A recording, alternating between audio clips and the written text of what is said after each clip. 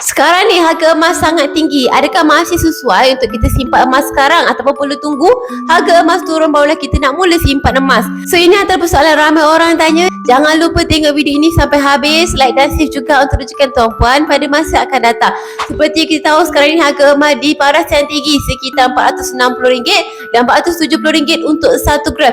Sangat-sangat tinggi, betul tak? Oleh itu, adakah sesuai untuk kita mula simpan emas sekarang? Okay, menurut guru emas saya, apabila kita nak mula simpan emas, waktu yang paling sesuai ialah pada waktu kita sudah ada bajet dan bajet tersebut tak akan digunakan dalam masa 2 tahun. Kita terus sahaja mula simpan emas. Tapi harga emas sekarang tengah mahal. Tuan-puan tak perlu risau, harga emas hari ini terasa sangat mahal. Tetapi percayalah cakap saya, 2-3 tahun akan datang, harga emas hari ini terasa sangat murah berbanding harga emas pada tahun yang akan datang.